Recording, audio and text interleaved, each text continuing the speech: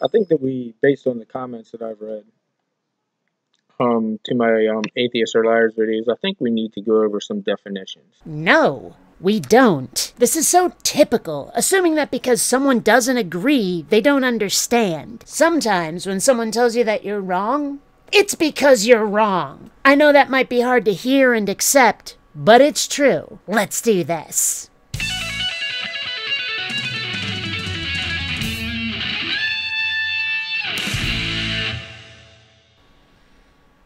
Greetings, fellow space travelers, BionicDance here. I've been seeing this guy's videos for a while now, but I've avoided addressing them mostly because I didn't want to subject you poor people to his horrible production values. Come on, dude, buy a decent camera and microphone. Make an effort. But this time around, frankly, he pissed me off. I could not let stand what he says in this video, and I had to jump in. To paraphrase Patton Oswalt, I want this guy to be sad, and I want to know I'm responsible. Now, first, I would say keep in mind the example that you all want to use. I guess you're great fans of Skylar fiction. The great example that you want to use is of the Bible, where it advocates stoning gays and rebellious children. So keep that in mind as we go through these definitions. And if you can, my atheist friends, can you please try to make connections? I know you've refused to do this. It's part of your process. Can you please try to make connections? He tells us to make connections, by which he means to find how one line of thought leads to another down his rabbit hole of straw man arguments. The problem, as you'll see, is that he starts telling us what we think almost right off the bat, and he's wrong. Dead wrong. Don't make a mistake. His connections would work if we agreed with him, accepted what he says about atheists and our mindset. But even if non-believers don't all agree with each other, I think we can all agree that he's wrong about us. Okay, the first word that we'll define will be objective. Of a person or their judgment, not influenced by personal feelings or opinions, and considering and representing facts. That's the first definition. Objective doesn't just mean that. It also means that it's not dependent upon the mind for existence. And that's a very, very important distinction. The second definition will be subjective. Based on or influenced by personal feelings, tastes, or opinions. Now, the example that I gave, or that you all give constantly, again, you must be great fans of Skylar fiction,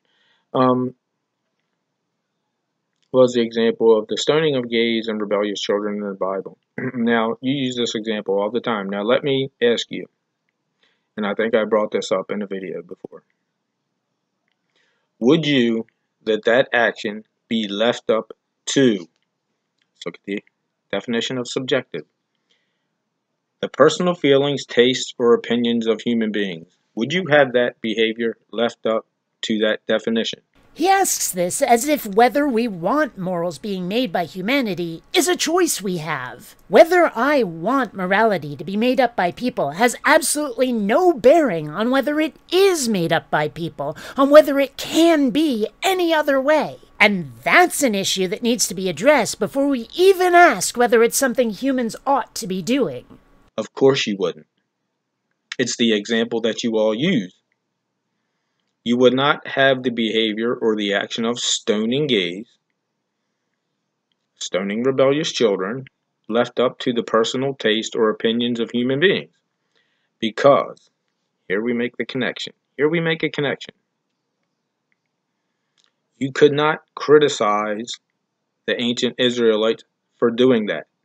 You don't get to tell me what I think, and you don't get to tell me why. That's for me to tell you. And what I don't want is some celestial sky parent telling me what's okay and what isn't. Why? Because if you read most holy books, most gods will far too often act like complete butt munches. The Christian God is totally cool with global genocide. Says so right in the Bible. This fella asks whether I want humans making the rules. Better that than following a god who does some pretty horrible things to people. He plays that please kill your son prank on Abraham, for example. If a human pulled that crap, we'd put him in jail. Better that than the rules a god makes up. And those are just two examples, the flood and Abe versus Isaac. There are whole websites detailing biblical atrocities that we're supposed to think are totally kosher, so to speak. I've often said that if a god is real, I'd go looking for the magic ring or flaming sword that could kill him. Even if morality made up by human beings is messy and often horrible,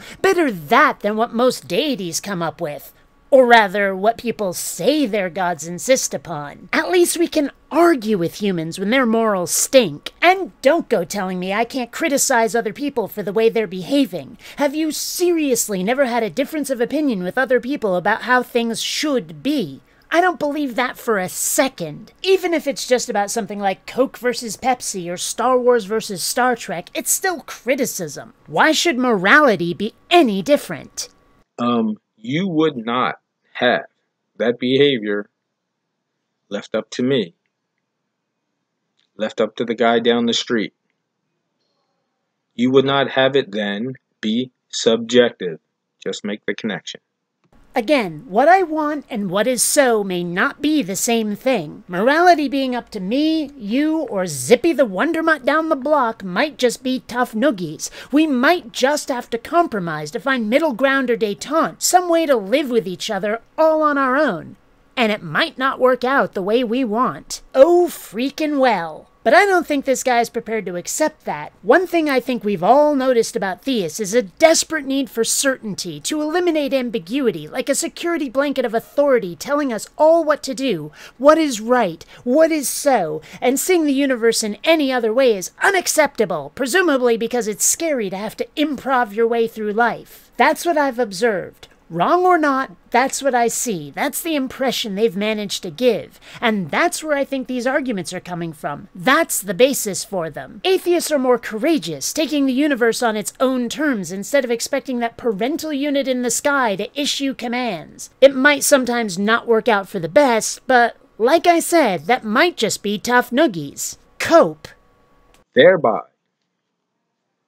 you would have it be objective. Again, defined as not influenced by personal feelings or opinions in considering and representing facts. In other words, you would not have it left up, ethically speaking, to someone's opinion. You would have it be an objective fact. And how exactly can morality exist in that manner? How? In what form? Where does it come from? Don't go telling me a god made it up somehow. Ought and oughtn't are still opinions. Should and shouldn't are points of view. By definition, they are subjective opinions. If no minds existed to hold those opinions, where is morality? Where does it come from? What does it look like? By its very nature, by what morality actually is, it can only exist as the product of subjective thoughts and feelings. And if you think otherwise, show me how. I've been asking that for years, and I have never been given an answer that actually addresses the issue. Ever. Okay, what is a universal? A universal is a transcendental then. It transcends the physical, the mind of man. You are not leaving it up to the mind of man to decide this case. The mind of man? That's one hell of a leap. Suddenly we go from an objective morality, a morality which isn't dependent upon opinion or perspective, to a morality which is now not dependent upon human perspective, leaving it open for other perspectives, like that of a god. Sounds like a smidge of special pleading to me, and moving the goalposts. Inconsistent. It is a transcendental. What is a transcendental? Let's look up the transcendent. Transcendental, relating to a spiritual realm. That is the non-physical realm. Please make the connection. A universal is a transcendental, not of the physical realm. So you just fail to make these connections, my atheist commenting friends. That's because the connections aren't there. They're predicated on agreeing with concepts that most atheists I've ever known would say are utter garbage. Also, a universal doesn't have to be transcendental. There are plenty of physical universals, scientific laws which pervade the corporeal realm. Like Newton's universal law of gravity, for example. Any two objects, no matter their mass, exert gravitational force toward one another. This whole video has just been one gigantic straw man of telling us what we believe, and it's just not true. People just do not understand what you say. You don't understand by definition. You fail to make connections. See? We don't agree, so we must not understand. You don't understand. The things you say atheists must believe and the connections you think we have to make, it's all in your own head. I'd like you to find me one atheist who thinks what you say we think. Then I'd like you to find 10, 100, and then I'd like you to find atheists who don't think that way. I guarantee that the demographics will be wildly lopsided. I'd take those odds to Vegas.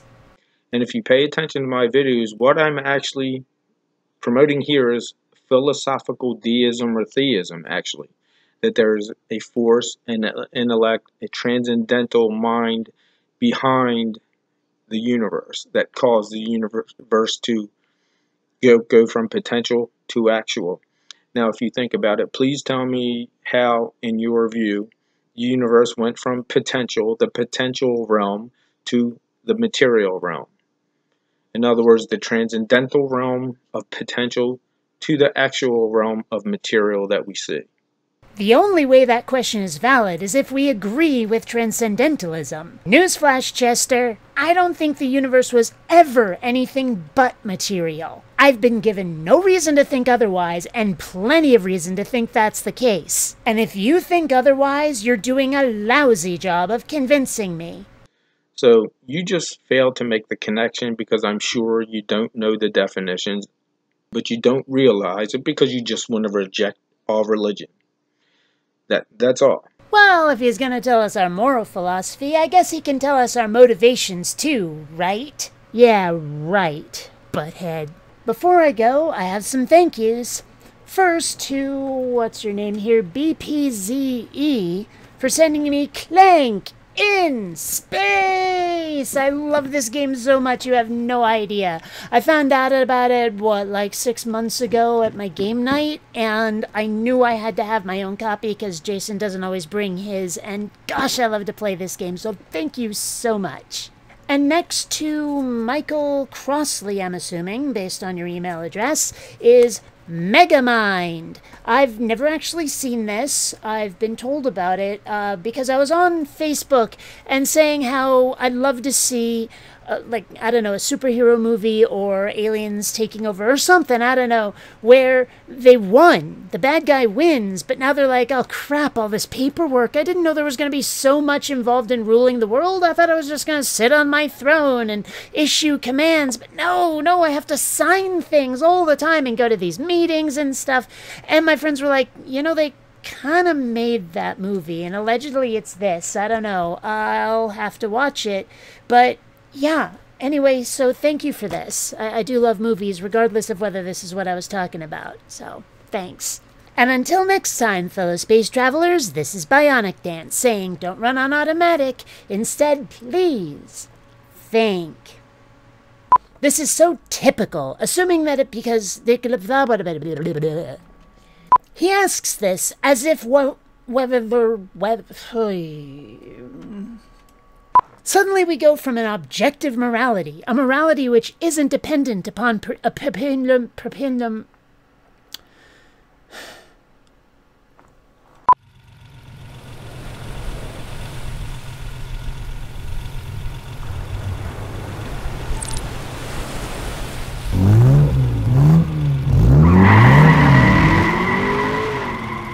Even YouTubers need Ferraris.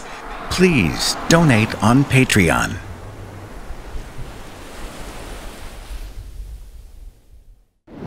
And remember, if it can't be in your hand, it's all in your head.